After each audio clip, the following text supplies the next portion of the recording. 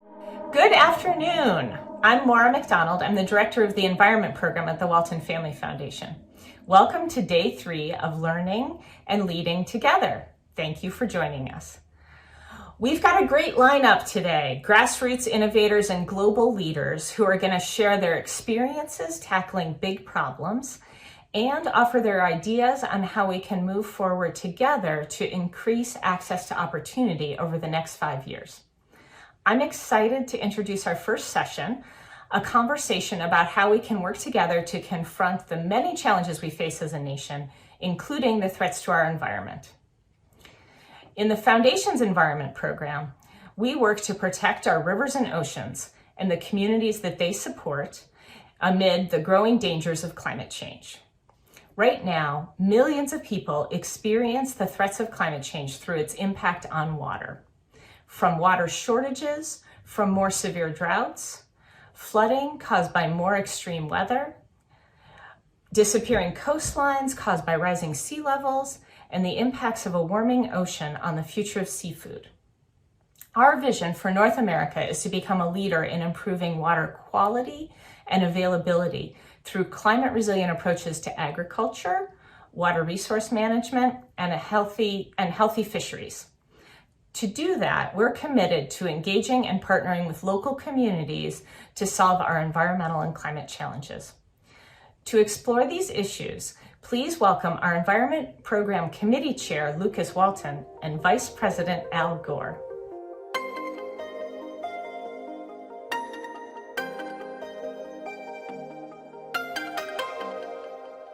Mr. Vice President Gore, thanks so much, and I really appreciate you joining us. We're meeting at one of the most consequential we're meeting at one of the most consequential moments in the history of our country and for the world. The past year has been one of extraordinary disruption that continues to test our resilience. With all the trials that people are facing, it can be a bit daunting to look ahead and imagining what the next 5 years hold. Looking at Maura and thinking about our environmental work at the Walton Family Foundation, we try and be as clear-eyed as possible about the scale of the challenges and what it will take to find lasting solutions. But we're also optimistic. I want to start by asking you about the article you wrote recently in the New York Times. I was really happy to read that, by the way. The headline was, "Where I Find Hope." And you said that we might be in a rare moment when it's possible to break the stranglehold of the past over the future. And with all the uncertainty and painful divisions that we're experiencing right now, I want to understand you hope. I want to know, how do we come together to tackle not just the big issues like climate change, but the many other urgent problems that our society is facing right now? Well, thank you, Lucas, and it's a real privilege to be with you. I've enjoyed talking with you in the past and working with you and your team. This moment may well be remembered in the future as a genuine turning point and a time when we began to rededicate ourselves to the redemption of America's promise as the last best hope of mankind, in Lincoln's phrase, and a time when we recommitted our country to the hard work of self-governance in a constitutional democratic republic. And it's true, we face several crises simultaneously, and they're all intertwined. The pandemic, a half century of economic stagnation for the middle class, the emergence of hyper inequality of incomes and net worths, with high levels of poverty and even a lot of hunger, particularly for children. An overdue reckoning with structural racism, an epistemological crisis undermining the authority of knowledge, recklessly unprincipled behavior by social media companies, and most dangerous of all, the climate crisis. And of course, the pandemic is front of mind, and it has forced a new and widespread awareness of a simple fact. When the leading scientists in a particular field are urgently raising their voices with increasingly dire warnings about a crisis that's flashing red on their radar screens, we'd best pay attention to them.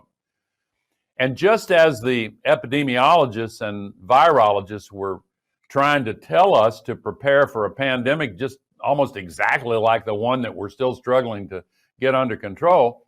The world's climate scientists have been practically shouting from the rooftops about the existential crisis of this ongoing assault on the integrity of our planet's ecological systems. And of course, Mother Nature's been screaming at us to pay attention and act quickly to stop destroying the climate balance on which the future of our civilization depends. Now, the George Floyd murder and all the many similar tragedies brought a belated awakening to the horrific systemic and institutional racism. And by the way, that includes a 3 times higher death rate for Black Americans from the pandemic, almost as much higher for Hispanic Americans, and even higher for Indigenous Americans. And that awakening, when so many people felt like they had blinders taken away, and the mass multiracial demonstrations for justice and healing, that awakening in some ways has become, for many, a kind of general awakening. I think that's true. And in the same way, that horrible, violent, deadly insurrectionist attack on the Capitol building was also an awakening to the extreme dangers of neo-Nazi white nationalism and lunatic conspiracy narratives wedded to violence. So as we begin to finally move beyond the pandemic, we're not there yet, but we can see when the end might be beginning, we face the need to rebuild the economy in a way that's fair and equitable, even as we simultaneously address the climate crisis. We're going to need a lot of new jobs, and the solutions to the climate crisis present a wonderful opportunity to create a lot of new jobs. All of these issues, which were long overdue to be addressed, offer us the opportunity to begin anew, as we've done after past crises. You know, Mr. Vice President, I have to applaud just the consistency of your message, and I want to say thank you for that. As a small personal note, my mom and I went to go see An Inconvenient Truth when I was in college together. Oh, wow, that's great. I just want to say thank you for your consistency and keeping on ringing the bell. You know, in that same Times op-ed, you wrote about the climate and said that winning the battle to protect Earth's climate balance will require us to reestablish our compact with nature and our place within the planet's ecological systems. Can you explain what you think that compact with nature looks like? And how do we as a society work with nature to address the climate threat?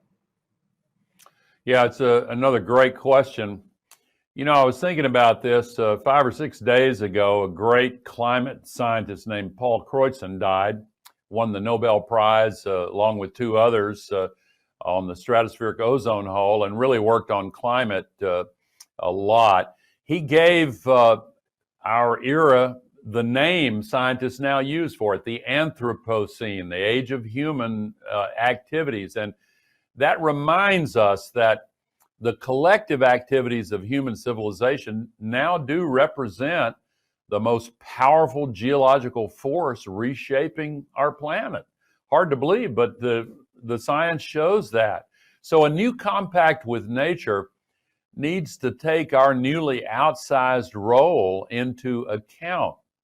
Now, solving the climate crisis requires us, first and foremost, to rapidly reduce all the significant sources of global warming pollution. And we're still spewing more than 160 million tons of man-made global warming pollution into that thin shell of atmosphere that surrounds the Earth every single day, as if the atmosphere is an open sewer. So our most urgent tasks to reduce emissions are decarbonizing our electricity supply with wind and solar primarily, electrifying transportation, improving the efficiency of buildings, finding green alternatives for industry, steel making and other metallurgy, cement, and more. But the emerging field of what is often called nature-based solution is also incredibly important. And I'm encouraged to see all of the attention they're now receiving alongside priority number one, emissions reduction. Sustainable forestry, regenerative agriculture, protecting wetlands and mangroves, preventing the conversion of wildlands and pristine areas for less productive uses. These are all incredibly important climate solutions that will put us back on a sustainable pathway, and they all have important co-benefits. We've lost sight of our connection to the natural world. For too long, we've treated natural resources purely as inputs for our consumption, and that's resulted in excessive and careless destruction of the natural world. So we need to think broadly about the proper balance and then make sure that that's reflected in the tools we use in the world, putting a price on carbon, for example, redefining GDP. And by the way, thank you for the work you've been doing in this area, Lucas. I I appreciate that. I really hope that the different instruments of capitalism that we have here in the United States and our government are going to see the world the same way that you do over time. There was just so many different points there on technology and education that are really that give me hope as well. But on natural climate solutions, I'm thinking back to our work in the Walton Family Foundation, and our foundation's environmental work focuses so much on protecting water resources in the face of climate change. And as a family, we build your ecosystems, and a more vibrant community will have a lasting impact for generations to come. Our team did a poll just before the fall elections, and it actually showed that Americans feel a real sense of urgency about the connection between water and climate. People are seeing the historic flooding in some places, droughts and wildfires in others where water is becoming too scarce. All of that is climate change and making it itself known through water. How do we leverage the connection that water has in everybody's life and use it to build the case for more aggressive action on climate? So I really do feel like, I really feel like that's important. I'm sorry if I stuttered there. No, that's fine. The climate crisis, all the extra heat that is being trapped by the global warming pollution, is disrupting the water cycle. And the finding that you referred to on how Americans feel about it shows us the value of treating the climate crisis not as some abstract global issue, but as an immediate concern for average folk with harsh and growing impacts on real people's lives and livelihoods. And a big part of the reason why we've seen public support on climate increase so much is because people are now feeling those impacts in their own lives. One of the powerful learnings for me from the fight against the Dakota Access Pipeline has been the indigenous teaching that water is life, or as my daughter taught me, they say in the Lakota language, Miniwichoni. I don't know if I'm pronouncing it correctly, but it's close anyway. And I thought that was such a powerful saying and truth. And on that particular issue, by the way, we saw an unlikely alliance form from many different groups. Indigenous water protectors, they don't like that word protesters, and I'm with them on that. They're water protectors from hundreds of tribes joining together with farmers and local communities in Nebraska, centered around the preservation of their water resources. Many areas around the world are already facing a water scarcity crisis. And the climate crisis, as I mentioned, is making that worse, with projections, for example, that some countries in the Middle East, North Africa, Persian Gulf could see their GDP decline by as much as 10% simply due to water scarcity. Some areas are in danger of becoming literally unlivable. In the U.S., more than 2/3 of all the waterborne disease outbreaks are now coming in the aftermath of these big downpours, or rain bombs, as some of the scientists call them, like the ones that made 20 million acres in the Midwest impossible to plant and harvest a year and a half ago. The accelerated rate of evaporation of water with higher temperatures also makes us more vulnerable to drought. Look at what's been happening in the Southwest. They call it the millennium drought, because it's been going on for 21 years already. And increasing temperatures also lead to more water consumption for people, plants, animals, industry, and more. And underground water resources, like those in the southern reaches of the Ogallala Aquifer, are being drained rapidly and unsustainably. It's out of sight, out of mind till you're out of water. And we need to stop that, because this is an issue that everyone faces, whether it's safe drinking water or water to grow our food. I agree with you. That is a very unifying issue. I totally agree with you. You know what I appreciate the most about your answer there, sir, is how systemic both your knowledge base is, but how systemic the response needs to be. It's a massive issue and it affects everybody in so many different ways. You know, thinking about this, based on what you've learned in particular from your environmental leadership, and I bring this up because you've been at this for in so many different ways for such a long time. What lessons about building movements and finding consensus through collaboration can you help us identify and find common ground on, especially across different issues? Yeah, another great question. And as we just discussed, where the central role of water is concerned, it's important to find common ground by connecting climate to other related issues that matter to people directly. And it's important to be solutions oriented. So we're not just describing the threats that we face, and unfortunately we do face them, but it's important to also talk about the opportunities inherent in this challenge.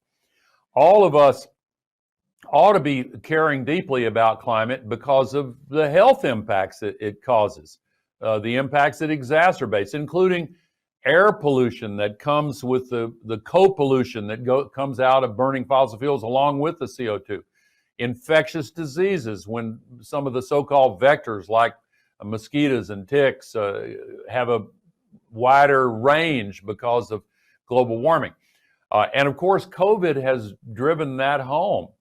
Also, all of us should care about climate because of the enormous economic opportunities it presents to us in the form of innovation and manufacturing of electric vehicles and batteries, or a lot of other technologies. This holds out the promise of millions of new jobs. And a lot of studies have proven this. And as you and I both know, farmers care about this issue, even when they don't necessarily use the phrase climate crisis or the phrase global warming. They care about it because they see these extreme downpours and stronger droughts and how they threaten agricultural production. But we can also create economic incentives that reward farmers for adopting regenerative agriculture practices that sequester more soil carbon, as well as providing other ecosystem services like improved water quality and better pollination and more resilience for farms. In the aftermath of those downpours in the Midwest in 2019, the minority of farms that actually did recover and could be planted were, for the most part, the ones that had been farmed regeneratively. And that insight is really getting through to more and more farmers. Thanks. That's a lot to think about, just in terms of how it relates to people today and for today's issues. I have to think back to where we're coming from in the Walton Family Foundation. And one of the core beliefs that we have as a foundation is that those closest to the problem are also the closest to the solution. And we need to ensure that the people and the communities that are on the ground have a greater voice in making decisions that impact their future. And when you think about building a more just and equitable way of life for all people, what are the ways that you think about decision making needs in order to change and make that possible? Well, I completely agree with what you've just said and with that perspective. And I think that is a broader lesson for not only the climate crisis, but many other issues as well. Once we engage with local communities that are dealing directly with many of these issues, then we'll find greater receptivity and openness to constructive change, and we'll get some good ideas too. I'm really encouraged, for example, by the rise of the environmental justice movement, reminding us that so many low-income communities, especially Black communities, Hispanic communities, indigenous communities, are disproportionately harmed by the impacts of the climate crisis. If we'd been paying more attention to what they've been going through, we would have had a better early warning for what other communities are now going through. And we see that time and again, whether it's exposure to air pollution from power plants where communities of color are way more likely to be downwind from the smokestacks, or whether we see it in the form of pollution from freeways that cut through minority communities, or have certainly very frequently in the past, or whether we see the disproportionate suffering during events like Hurricane Harvey in the Houston area, or going back to Katrina in New Orleans. There are some very positive initiatives in this precise area of connecting with the local communities and frontline communities. For example, President Biden has committed that 40% of the climate investments that his administration makes will be done in ways that benefit these so-called frontline communities.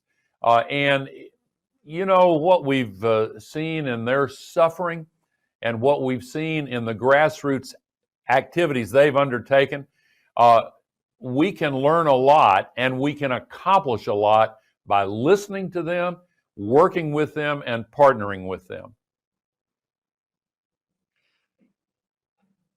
It sounds like we're singing the same tune there.